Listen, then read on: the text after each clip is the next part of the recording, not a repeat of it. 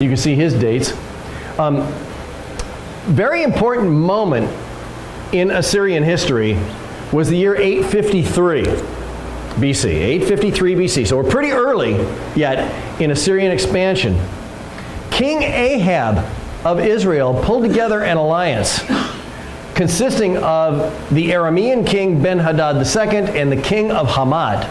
So those three armies joined together against Shalmaneser III, and they beat him. Somebody defeated the Assyrians in a pitched battle. That's very impressive stuff. And Ahab really stood tall as a result. This is the Ahab who gets such negative press in the book of... But don't forget this background. He is like a major player. He stopped the Assyrian expansion. That's very impressive stuff. 853. It didn't last that long, but it lasted a while. King Shalmaneser will later continue his expansionist policies toward Israel. And King Jehu of Israel decided on a different tactic. Okay, well, we defeated them and that didn't stop them permanently. What else do we do?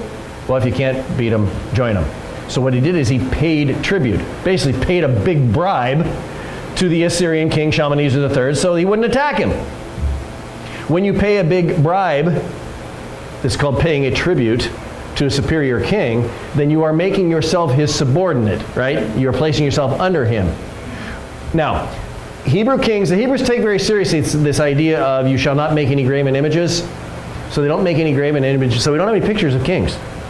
We don't have any portraits like we do with the Assyrians. We don't have portraits of Hebrew kings, with one exception. The one exception is on the black obelisk of Shalmaneser III. He's right about there. It's kind of like a comic strip going around this black obelisk of little pictures. And one of them shows the Assyrian king, Jehu. I'm very proud of this picture.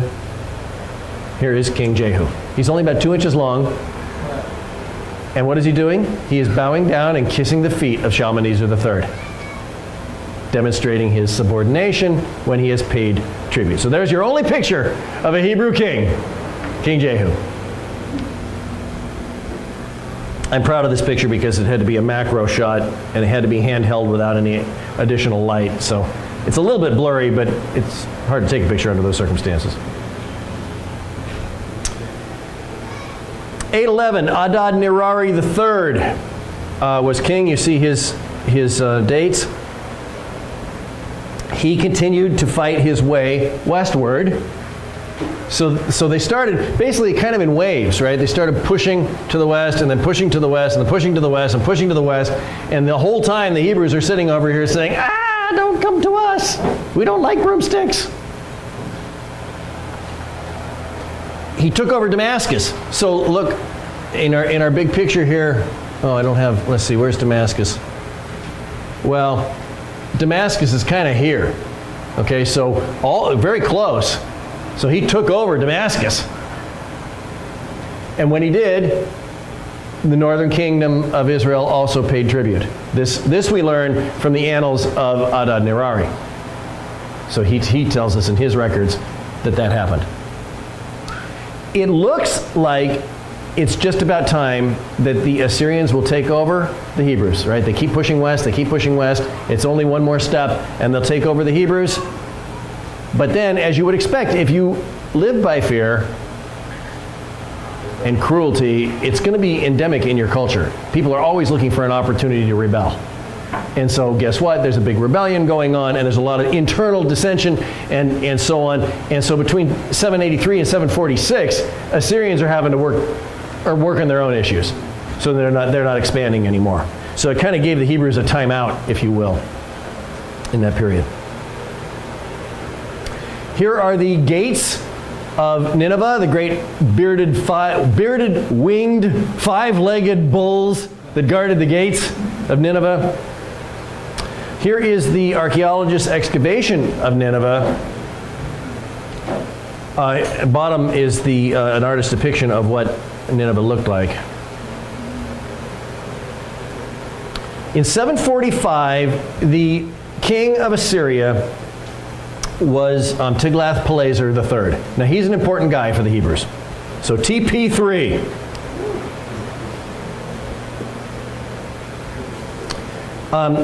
He subjugated Urartu, the Medes, and Babylon. So he basically reestablished. So he went against the Medes.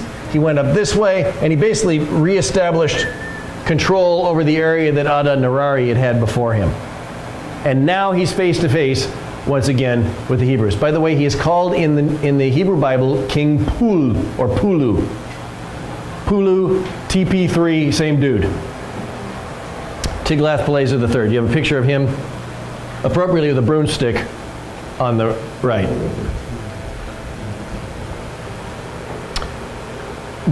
When is break time? Anytime between now and 10:30, so whatever you're comfortable. Okay, we'll make it closer to 10:30. Okay, so Tiglath-Pileser III. Now he is in position, and he decides to launch campaigns into Syria. He initially took tribute from Syria, Tyre, which is the Phoenician capital, and Israel. So Tyre is up on the coast near modern Beirut, Lebanon, right up here. Okay, so look, Israel's right here. He's just that far away. And it's in this context that King Pekah becomes king of the northern kingdom of Israel. King Pekah decided to try to do what Ahab had done earlier. He tries to pull together some other kings and make an anti-Assyria coalition. So he starts to get a group together, but while he's doing this, because he's an idiot, he attacks his fellow Jews down in Judah. He attacks King Ahaz of Judah. So he's getting ready to offer resistance to TP3. He attacks his fellow Hebrews in Judah. King Ahaz was the king of Judah at the time. And what did Ahaz do? Ahaz appealed to TP3 for help. This is like, your worst nightmare in international affairs. When he appeals to TP3, you can just imagine him, can't you? He just smiles. I've got you people right where I want you, right? So the northern kings, so geographically speaking, the king of Israel, Pekah, is in the north. Ahaz is in the south. They figure he's farther away. Now he makes an alliance with TP3 that essentially makes the northern kingdom a sandwich, right? And now TP3 has a wide open door to attack. So Pekah was a fool. Ahaz was a real fool. And between their combined foolishness, Tiglath-Pileser smiles, grabs his broomsticks, and obliges. Here I quote from a really good book, by the way, if you're interested in a serious book on the history of this period. A guy by the name of John Bright wrote a book called The History of Israel, and it's a fairly old book, but it's really, really great, and it's really well written. This is his portrait of this moment in time. Okay, this moment when Tiglath-Pileser is right there, the Assyrian threat is at its highest. King Ahaz allies with the Assyrians, making a sandwich of Pekah. And we are now looking primarily at what's going on in the northern kingdom, Pekah's kingdom. We'll talk more about what this means later. Plots and counterplots tore the body politic asunder. There was a collapse of law and order in which neither life nor property was safe. We're talking about inside the northern kingdom of Israel. Social crimes set brother against brother, class against class, section against section, till Israel no longer held together as a nation. The developing Assyrian threat only laid bare the extent to which the social disintegration had already gone. At the same time, paganism had borne its bitter fruit in drunkenness, debauchery, and sexual license under the aegis of religion, all of which had corroded the national character. Jealousy, bitterness, and unbridled self-interest had free reign. Israelites turned on Israelites like so many cannibals. The state, ever shaky, lost control, as one nobody after another seized the throne without even the pretense of legitimacy. With neither internal cohesion nor theological undergirding, the state of Israel found itself incapable of intelligent or concerted action. Each turn of the helm brought the ship of state closer to the rocks. Israel was doomed. Only an unmerited act of divine grace could bring Israel back from the wilderness of catastrophe, heal her faithlessness, and restore the covenant bond between the people and God. Only uncommon wisdom could possibly have saved Israel in this desperate predicament. But instead, King Pekah of Israel made a fatal misstep and brought the wrath of Assyria down on her head. Remarkably good writing, but more than that, I think remarkably insightful on the state of Israel at this snapshot in time. So here is the Assyrian Empire as it ended up. You have it on that other map. Tiglath-Pileser now has the green light. What he does first, and by the way, in your little book of maps and charts, you have a nice map of the campaigns of Tiglath-Pileser III. His first campaign of the year 733, he went down the coast. He basically went along Syria, Phoenicia, and the Philistines down to Gaza. So that's the coastal strip. So he basically attacked out here and went right down the coast all the way down to Gaza. So what is he doing? He's cutting Israel off from the sea. Right? Northern and southern kingdom, cutting them off from the sea.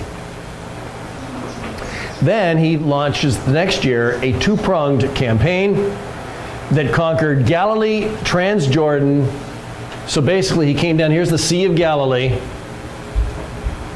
He conquered Galilee, this area, Transjordan, that's the east side of the Jordan.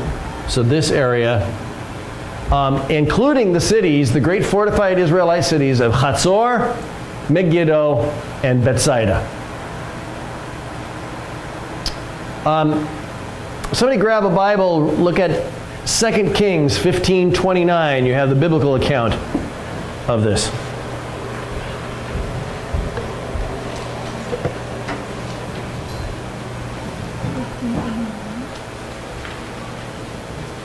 Second Kings 15:29. Somebody got it?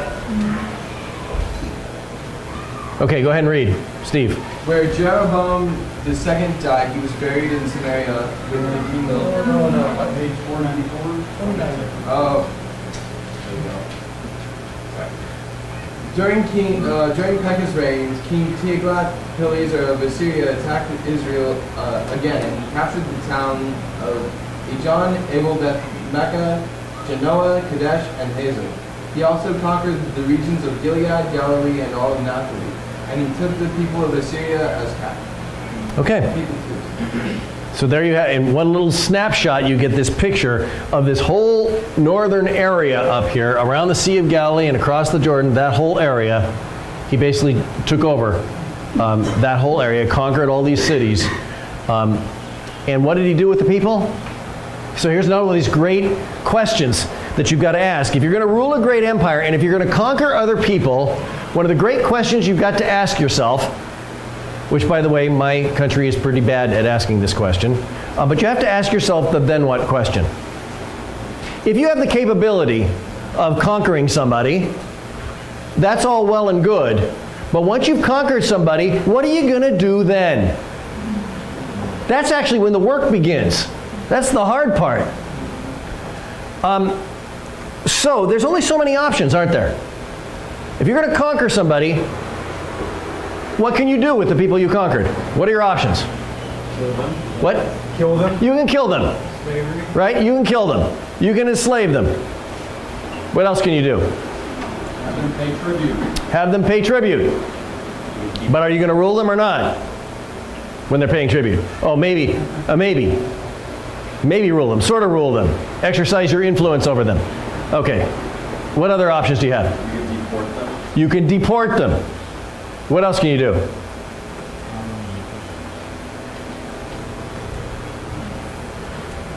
Teach them your culture. What's that? Teach them your culture. Teach them your culture. So you're trying to then assimilate them, right?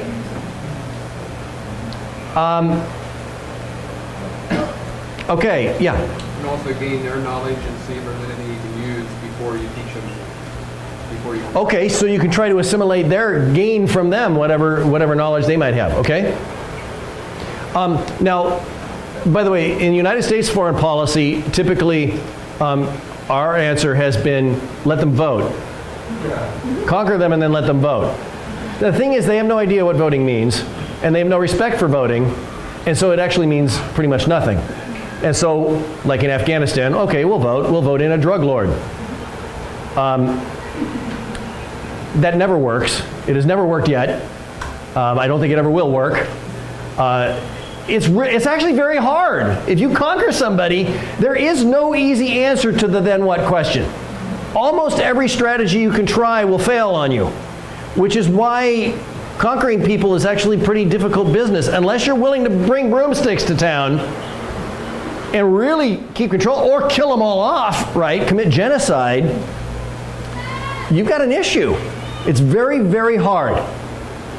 By the way, there's a very interesting book that's been written about United States foreign policy. The United States has conquered other people, engaged in regime change, right, where you eliminate whoever's the leaders. You've conquered another area and eliminated whoever's the leaders. The United States since 1898 has done that 18 times. And among those 18 times, if you look at what happened in the aftermath and you ask yourself the question, was life better for the local people afterwards, and was life better for the United States afterwards? In 17 of the 18 times, the answer is no on both counts. In other words, my country has been particularly bad at answering this question. But the problem is, let's not be unrealistic. Nobody's good at answering this question. It's really, really hard. It's hard to conquer people. About the best you can hope for is some sort of assimilation or mutual working together. But how do you actually pull that off? That's really, really hard. And in fact, nobody's good at it. The Assyrians were not good at it. But the Assyrians at least had a pretty consistent answer, and you read it in 2 Kings, didn't you? What did they do? They deported them. So what you do is you take all the population, locals, and you move them out. That's really complicated, and it's hard to pull off. And you can't. And what they did is they deported them to the interior of Assyria and dispersed them so they would lose their distinct identity. But the thing is, I mean, think about the logistics of that. If you all of a sudden take 1 million people into your population and disperse them, now you've got a gigantic homeless problem, right? That still hasn't. You still got major issues going on there. But I don't know. Maybe that's better than some policies. I don't know. It was a pretty lousy policy. But that's what the Assyrians did. Okay. So and what they did then is they took some Assyrian population and moved them into the area that they had just conquered. So in this northern area around the Galilee, they deported a bunch of Hebrews. Pekah was murdered. He was succeeded by Hoshea. Hoshea, though, was appointed by the Assyrian king, so he's basically a vassal, right? He's a puppet of the Assyrian king, sort of like Karzai was for a long time in the United States in Afghanistan.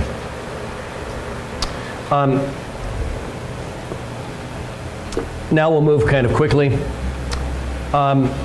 Actually, no. Let's have a break now, and we'll pick this up after that. All right. So break time. Yep, let's be back in your seats 15 minutes, and if one person can put the map up on the wall here, that'd be great.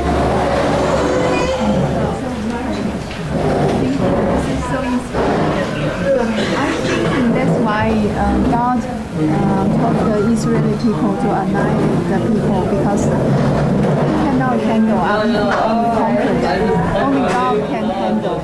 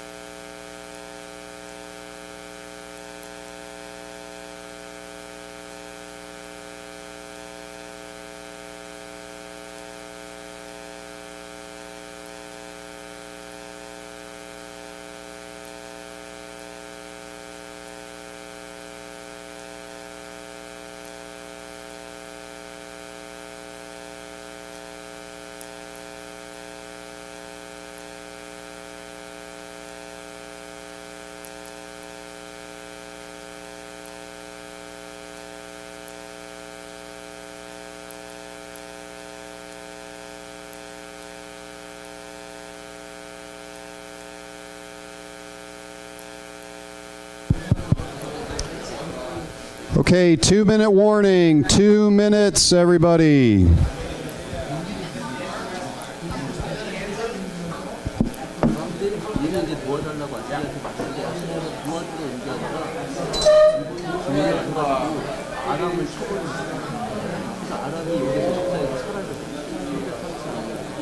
이게 지금 솔로몬 왕 죽고 나서 있는 거죠? 죽고 나서 한 300년 그리고 나서 10년 후에 북이스라엘도 또 호시아 왕을 마지막으로 했어요. 그리고 남유다는 괜찮냐. 700년 후반에 공격하는데 그건 하나님의 은혜를 주시고 그래서 지금 그 중요한 시점에 하나가 있었기 때문에 얘기를 하고 있어요. 그게 중요한 얘기예요. 그래서 이 아람하고 이스라엘이 10년 사이로 다 변화가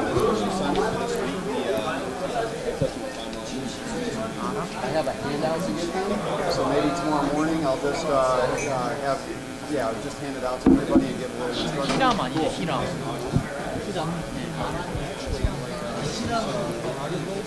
I may even ask her to come up and show. Perfect. Okay, if we can take our seats, please. Let's get back to our seats.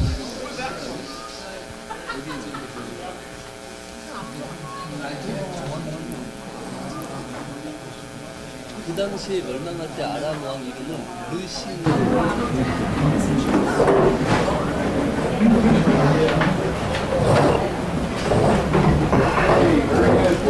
Turn back with Mark 10 for the next hour and 15 minutes. 1 minute. All right, we're on. Very good. So remember now our situation. We'll come back to this and look at this from the Hebrew side, but we're looking at it from the Assyrian side right now. So Pekah was killed. The Assyrian king Tiglath-Pileser III established Hoshea as a puppet vassal king over Samaria. King Tiglath-Pileser III was succeeded by Shalmaneser V. Hoshea, appointed by the Assyrian king, is supposed to act in concert with the Assyrian king. Nobody likes being ruled by Assyria. You can imagine why. And so what he did is he appealed to Egypt to help him turn against his master, in this case, Shalmaneser. He started a rebellion. Shalmaneser said, pity the fool be messing with Assyria. And he turned around and captured Hoshea and laid siege to the city of Samaria. Samaria is the capital of the northern kingdom. The siege lasted 3 years. Towards the end of the siege, Shalmaneser died. He was replaced by Sargon II, and Sargon II actually took over Samaria, the northern capital of the northern kingdom, and therefore deported. Once again, that standard procedure of the Assyrians took all the people who they conquered and removed them from the land, into the inside of Assyria, dispersed them so they would lose their identity, and took over, brought in a Assyrian population. We can see that in the archaeological evidence. We see new Assyrian buildings being built at places like Megiddo, for example. And this is the basis. Oh, by the way, there's a dispute. Did actually Shalmaneser or Sargon II take over the city? Who cares? Anyhow, they did. And then these tribes are deported. Now, the northern kingdom of Israel, which I've been mentioning, we'll talk in detail about what that means later, but you've been reading about it. This split north and south. And the northern kingdom of Israel consisted of 10 tribes. The southern kingdom is 2 tribes. So when those 10 tribes are deported and lose their identity, this is the basis for what has been called the lost 10 tribes of Israel. This is when they are lost. This is how they are lost. And to a large degree, they lost their identity. Some Assyrians came in to take over the area, built new buildings, etc. But then, some few of those people who had been deported from the northern kingdom retained their identity as Hebrews, though they intermarried with Assyrians. Years later, even centuries later, some of them came back to the area and lived in the area of Samaria, and those people came to be called Samaritans. Samaritans. So when you have in the New Testament a good Samaritan, that's what we're talking about. These are Samaritans. So from a point of view of the Hebrews in the south, these Samaritans they're not pure Jews. They've intermarried. They've been gone for a while. They came back. They always had a little bit of problems with theology, etc. They always distanced themselves from the temple in Jerusalem, so they don't like them very much. So these people will come back. They'll retain their identity as Hebrews, but the Hebrews in the south say, "No, you're really not like us." And so there'll be tension between what come to be called Jews and Samaritans. That's a later story, but I just wanted you to know that's where it came from. Now, the Assyrians aren't done yet. They've conquered the northern kingdom of Israel, but the southern kingdom of Judah is still there, right? Jerusalem is still intact or whatever, and it's only a matter of time. Remember that it was Ahaz, the king of Judah, who had appealed to Tiglath-Pileser in the first place and therefore subordinated himself to the Assyrian king. Hezekiah engaged in a policy of resistance and rebellion against the Assyrian kings. Sargon II didn't have time to deal with him in the south because right after he conquered Samaria, he had to go back and deal with rebellions in Babylon and Phrygia and Syria and Urartu and Media. So basically, he has to turn around and go away. He doesn't have, while he would like to go down and thump Hezekiah, he's too busy dealing with other problems. So this is one of the problems. If you're going to rule by fear, you've got to keep it alive all the time. You've got to be constantly watching people and keep imposing the fear. Otherwise, they're going to rebel against you because they don't like you. So this is part of the instability that's inherent in this kind of government that the Assyrians had. Sennacherib takes over in 704. Hezekiah is ready because Hezekiah knows when he turned against the Assyrian king, it's only a matter of time before the Assyrians are going to come after him. He put together a coalition involving people from Egypt, Babylon, Philistines, Phoenicians, and Syria. But nevertheless, King Sennacherib came in, basically conquered his way, reconquered Syria, worked his way to the south. He took Tyre, Ashkelon, Ekron, and 46 cities in Judah in this campaign of 701. He laid siege to the important Hebrew city of Lachish. Lachish is about, let's say, 20 miles southwest of Jerusalem. And the Assyrians took over Lachish. And then they laid siege to Jerusalem itself. We know a lot about this. From the Assyrian annals, King Sennacherib says that he put a siege, he put his armies around Jerusalem, and he closed in Hezekiah like a bird in a cage. That's from the Assyrian annals. He called him a bird in a cage. Of course, from the Bible, we have a couple of different accounts of this siege because it was brutal. They cut off all food supplies. The Hebrews were starving. It was getting to be really bad. And Isaiah came along and said to Hezekiah, hey, don't sweat it. God's going to lift this siege.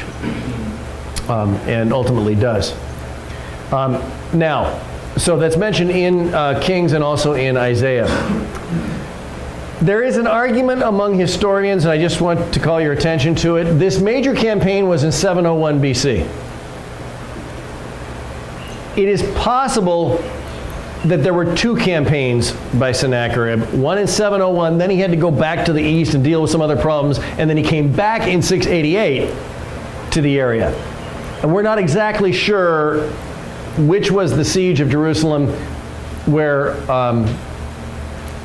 the outbreak of plague among his armies caused him to disband. So it could be 688, it could be 701. There's a debate among historians. I kind of think it's 701, but you don't care. So I just wanted you to know there's an argument about that. In any case, what happened was that ultimately the Assyrian army went back home. They failed to take the southern kingdom. They took part of the southern kingdom. They took Lachish. They took a bunch of cities in the southern kingdom, but they failed to take Jerusalem. Remember, Jerusalem was always hard to conquer. David learned that. So the southern kingdom remains intact. Hezekiah did it, right? He was able to hold out. By the way, he has some really interesting archaeological evidence that I'll show you on how Hezekiah did it, how he was able to keep the city protected against the Assyrians under that situation. But the simple fact is, while the Assyrian army left, the Hebrews also paid a massive tribute. So they paid money, a huge amount of money, so that the Assyrians would not come back again. Okay, so, which again subordinates them. How do we know about this account from the Assyrian point of view? This thing on the left called the Prism of Sennacherib. This was found in an Assyrian site, an Assyrian palace site, and this is where he talks about holding Hezekiah like a bird in a cage. What you are seeing on the right is the Assyrian artistic depiction of the Assyrian siege of the Hebrew city Lachish. And so you can see the Assyrian battering ram coming up a siege ramp, pounding into the wall, flaming arrows flying around, etc. So yet another one of those pictures of siege warfare going on in a walled city. And that picture of the guys being put on broomsticks, the Hebrews, remember that? That's from here, from Lachish. If you're going to rule by fear, you're going to die by violence. And the Assyrians are soon to learn that. Under King Esarhaddon, they took over, the Assyrians did, Egypt. King Manasseh of the Hebrews paid tribute to them. But rebellions started falling against the Assyrians thick and fast. Ashurbanipal faced rebellion in Egypt, in Babylon, in Media, in Scythia, in Lydia, and he just had a hard time keeping control of things. The Assyrian Empire is starting to fall apart. It's you know the game Whack-A-Mole? You know, little moles come up and you hit them at a carnival or something? Okay, if you're going to rule by fear, you got to play Whack-A-Mole. Right? You've always got to try to, here's a rebellion, here's a rebellion, here's a rebellion, and you've got to constantly doing that. It's hard. You can't do anything coherent. In other words, ruling by fear works, but it works in a particular way, and that way is Whack-A-Mole, and it's pretty hard. And ultimately, it's not sustainable. One really important thing about King Ashurbanipal is when finally rebellion was successful, his palace was destroyed, but it was destroyed in such a way that it buried his library. And it buried it in such a way that it was preserved. And some 6,000 ancient books were preserved in this library of Ashurbanipal. This becomes one of the best collections of ancient texts from the Near East that we have anywhere in the world. So the library of King Ashurbanipal turns out to be one of the really great preservations.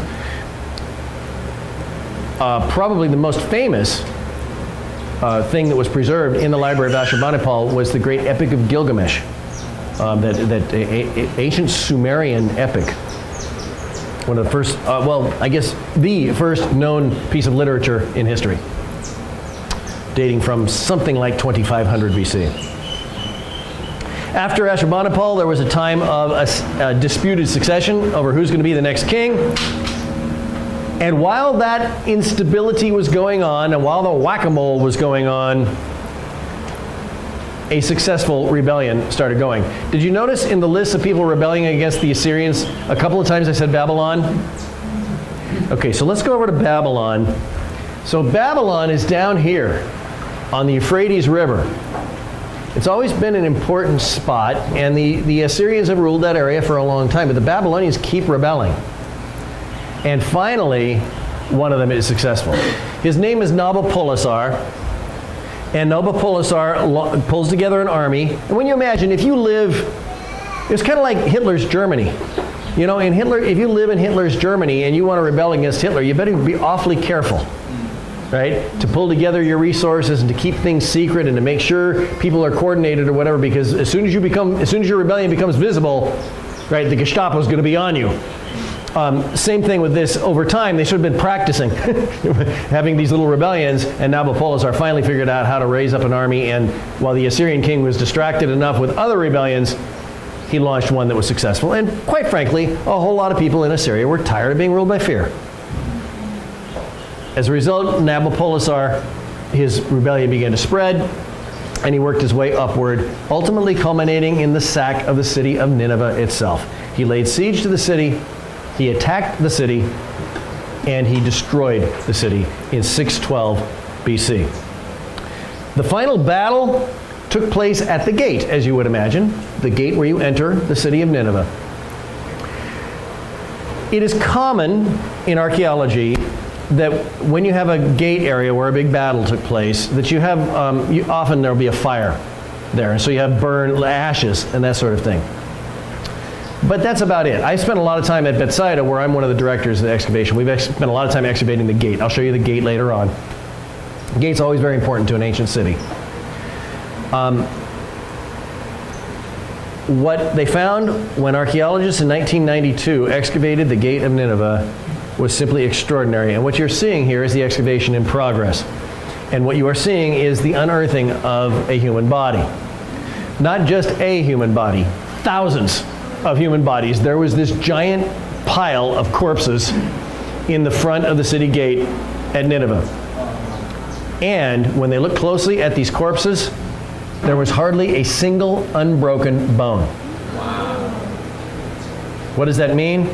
It means when Nabopolassar and the people who had long been oppressed by the fearsome Assyrians, when they finally got their chance to wreak revenge, they didn't just kill the Assyrians, they hacked them to pieces. And they left them there to rot. That's what archaeologists found when they excavated the city gate of Nineveh. As far as I know, nothing like this has ever been found in the annals of archaeology. This is what it means to rule by fear and to die by violence. So ends the Assyrian Empire. And now we go to Neo-Babylon.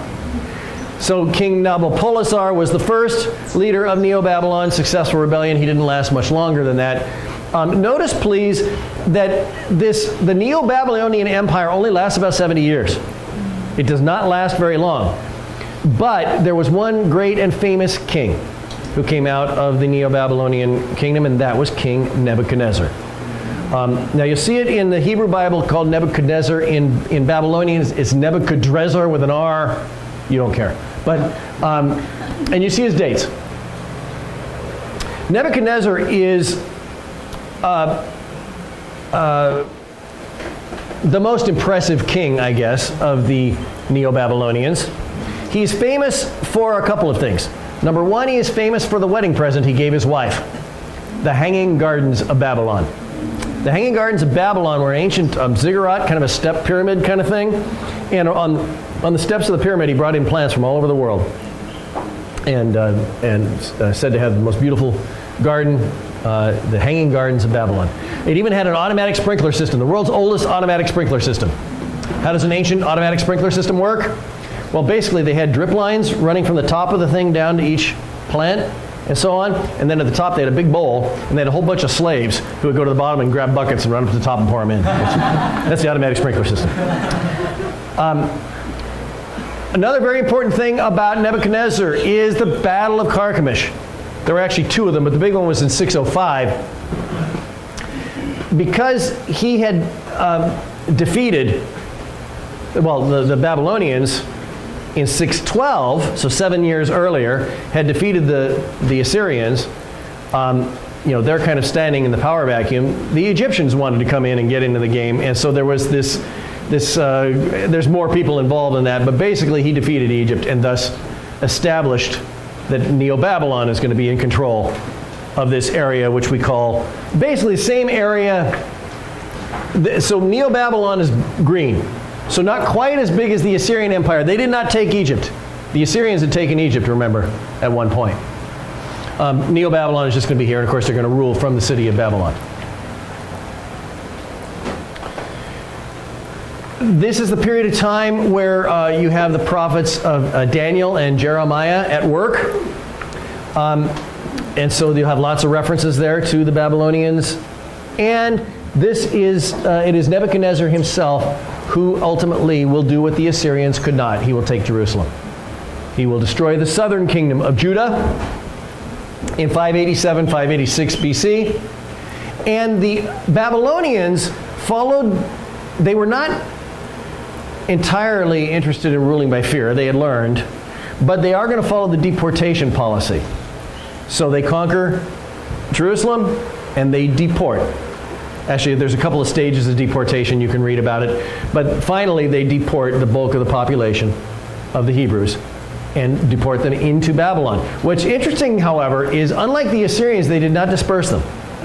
They allowed them to remain together, and not only that, it didn't last very long.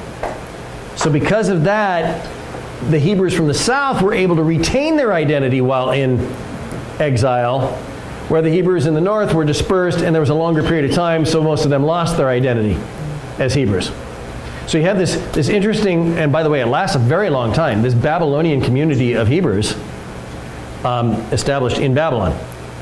Later, some of them will come back, but not all of them. A good number of them are going to stay in Babylon, and to this day, in that area, you have a pretty substantial Jewish population. And you might be familiar with the Talmud, the Jewish Talmud. The Babylonian Talmud is one. So that's from 5th century A.D. You still have a major Jewish population who's producing the Babylonian Talmud from that area. So that's 1,000 years after what we're talking about here. This is the so-called Babylonian captivity, or the Babylonian exile. It turns out that many scholars will argue that this is the single biggest event in Hebrew history, at least up there with the Exodus. The Exodus and the exile are the two big bookends of Hebrew identity. The Exodus demonstrated what was possible. The exile also demonstrated what was possible. One is what is possible if you follow God, and the other is what is possible if you don't. And the great Hebrew question that dominates the age is, how could God let this happen?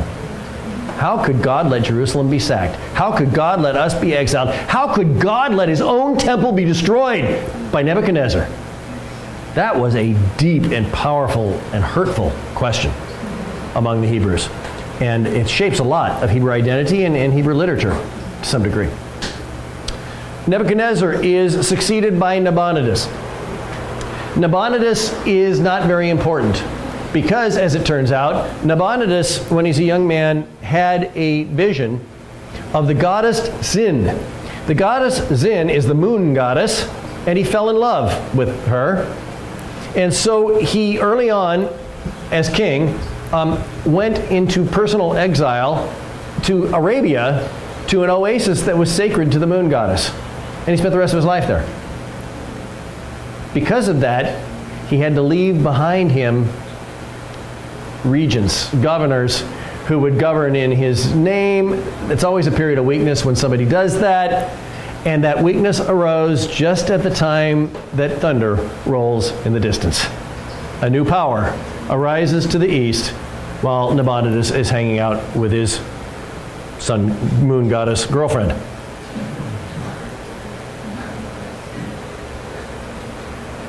Here is the Ishtar Gate of Babylon. Very impressive stuff. Okay, and now we come to the Persian Empire. But what we have to do is start back about the 550s. That is back closer to the time of King Nebuchadnezzar. In the 550s, there were two people groups who lived over here in the east. Now, so far, all this stuff we've been talking about, we've been ignoring these guys. If you noticed, every once in a while, there was a reference to a rebellion among the Medes. Right? Medes and Persians, they're over here. By the way, if you don't know the modern Middle East, Iranians are quite distinct people. They have a distinct culture, distinct language group, etc. So they are, and quite proud of their heritage. They are the heirs of ancient Persia. Okay? So modern Iranians, by and large, are the same group of people, linguistically and culturally, as ancient Persians. The Persian language is Indo-European. It's a cousin to English. It's not a cousin to Hebrew. All those other groups we're talking about, Assyrians, Syrians, Babylonians, they're all Semitic languages like the Hebrew. But this Persian is an Indo-European language. So they're culturally distinct, they're linguistically distinct, and proud of their own heritage. And to this day, by the way, Iranians, for example, people often confuse them with Arabs. Iranians actually don't like Arabs very much. Arabs are Arabs. They're Semitic, they're culturally distinct, and the Persians, the Iranians largely consider themselves superior to the Arabs. And it's because of this long heritage of being a powerful force in the world, and a powerful intellectual force and religion, all kinds of things. They speak, by the way, modern Iranians speak Farsi primarily. And Farsi is a descendant, it's Indo-European again, it's a descendant of, it's not related to Arabic, even though, of course, Arabic, any Muslim country, Arabic's important because it's the language of Quran. You need to learn Arabic, but Farsi is the spoken language. So the Medes and the Persians were two groups over here. The Medes ruled over the Persians in the period we're talking about, at the time of Nebuchadnezzar. Okay, so the Persians are subordinate people. So you have the Assyrians or the Babylonians over the Medes who are over the Persians. And they're kind of out here, they're independent. The king of the Medes was a guy named Astyages, and Astyages had a dream. He dreamed, it was kind of a sick dream, he dreamed that out from between his daughter's legs flowed water, and the water filled the whole earth. He was rather disturbed by this, and so he went to his local dream interpreters and said, "What's up with this dream?" And they said, "Here's your interpretation. The child who will be born from your daughter's womb will come to rule the whole earth." Well, King Astyages was rather bothered by this because he was king. He's king of the Medes, and he doesn't want to let this happen. He doesn't want to be displaced. So, how's he going to respond to this dream? He does like any good tyrant will do. He tries to make sure the dream will never come true. So what he does is he first of all marries his daughter off to a lowly Persian. He's a Mede. His daughter is married to a Persian. That means any child they have is going to be half Mede, half Persian, and nobody will respect him.